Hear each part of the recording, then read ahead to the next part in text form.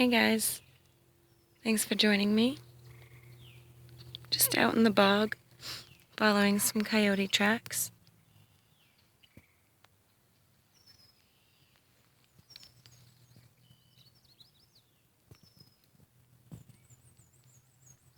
Pretty good size, pretty fresh. And you can tell they're coyote tracks by the way that they step in their own track.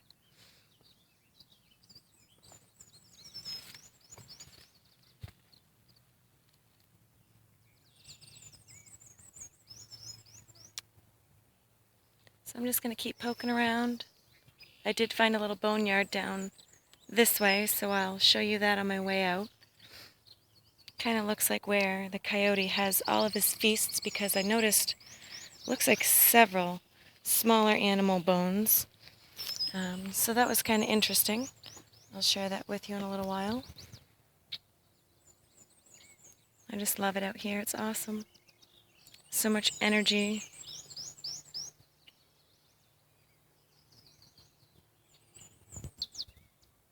Here's a great group of tracks. So these ones here with the longer toes, that's a raccoon.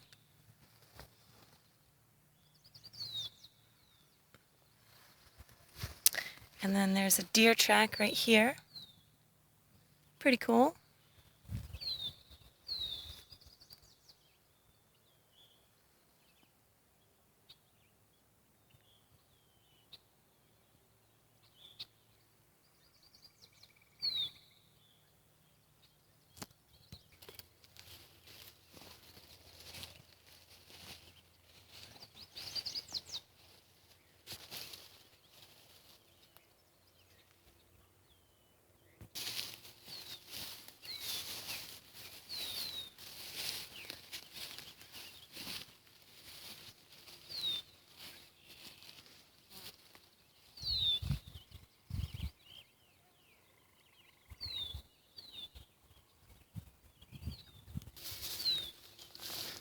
So a little story to tell you guys.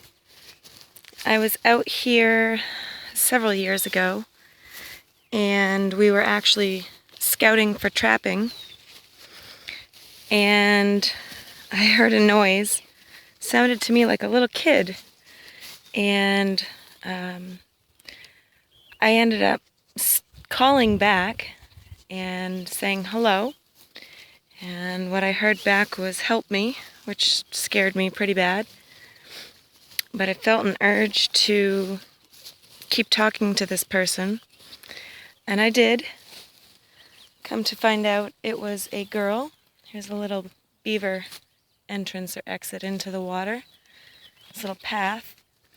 There was a girl that came out of the woods in a bikini and nothing but. And this was, around 7 or 8 o'clock at night. So had she been stuck out here, she probably wouldn't have made it too long. Come to find out her boyfriend at the time kicked her out of the canoe. They were camping and doing a Saco canoe trip, and they got in a fight and kicked her out of the canoe. So I ended up bringing her to safety, thank God. So just a very interesting area. But yeah, there's quite a bit of wildlife out here. Like I said, we were scouting for trapping. We ended up finding a better area, but there's just about everything you could want out here. Now, I don't trap myself. I was actually with someone that does. And that being said, I don't necessarily like it, but I do believe that there is a need for controlling some of the nuisance species. And I do believe that trapping, if done responsibly, just as us harvesting trees or wild medicinals, if it's done responsibly, it will only help the environment. So, that being said, I'm neither yay or nay about it, but it did help me spending time with someone that traps. It did help me learn tracking and learn sign, and so I was very gracious for that. You know, it wasn't always pretty, you know, and I did see beavers in traps and whatnot, but, you know, I just kind of accepted it as something that needs to be done, and the person that I was with does it very responsibly, so it was a little bit better. But anyway, so I'm just going to walk back out the trail, and I will catch you on the flip side. I'll show you the little bone graveyard, and hopefully in just a few minutes we'll be able to get a good sunset. Hang tight, guys.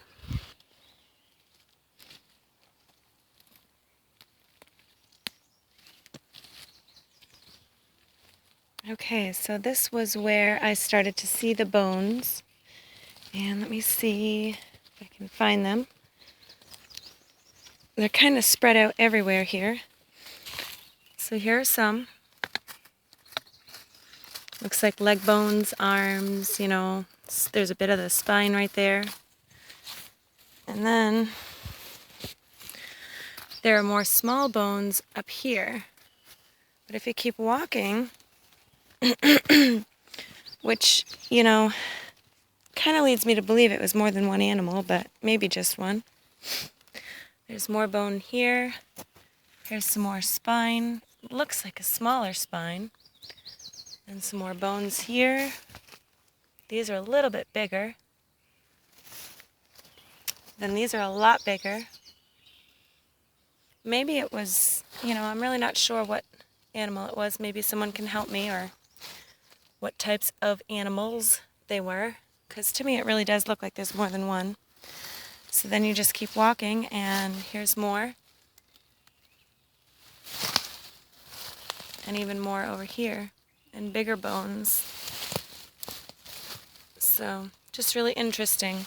And the first piece I saw, here's another couple bones over here. The first piece I saw was, let me see if I can find that.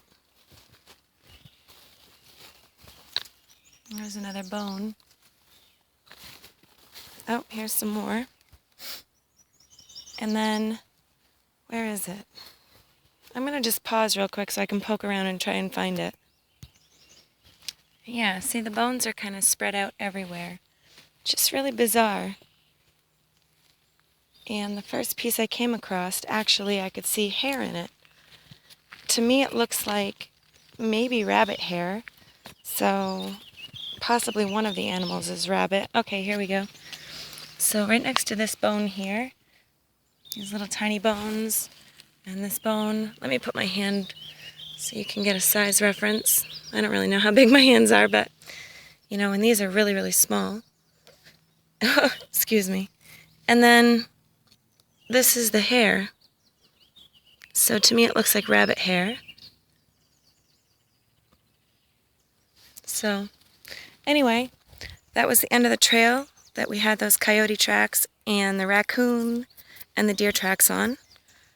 Thanks for joining me, guys. I'm going to walk on out of here. I'll keep the video rolling just in case I see anything special. And at the end, we'll hopefully catch the sunset. Take it easy, guys. Thanks for watching. Take care.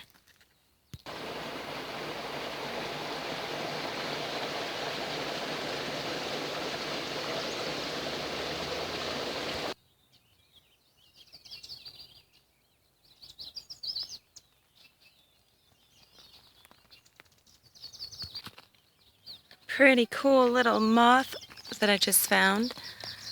I hope you guys can see that. It is bright, bright yellow. Absolutely beautiful. Pretty cool little guy.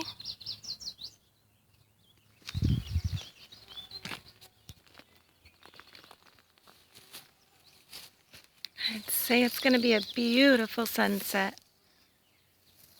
Just a few more minutes, I would say. Probably about a half an hour, actually.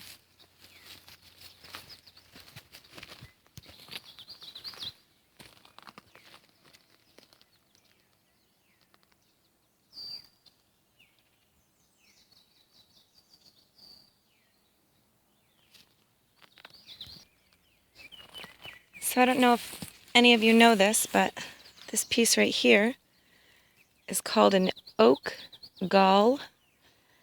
And believe it or not, it's kind of like a relationship between the plant and an insect. I believe it's of the wasp kind, but I'm not sure. So it's kind of neat. I'm not 100% positive on that, but that's what I've learned. So it's kind of interesting. See those growing on the oaks. And of course this is a little oak leaf. And by the looks of it, this is a red oak. You can tell by the pointy leaves, or the pointed tips of the leaves. They're not rounded over. So that's pretty cool, little oak gall. And what's pretty awesome, I was just walking out, and this is the difference. Here is a white oak. So you can see the ends are quite rounded, and then the red oak are pointed. Just thought I'd show you the difference. I really didn't think I would find one on my way out, but I did. So there you go.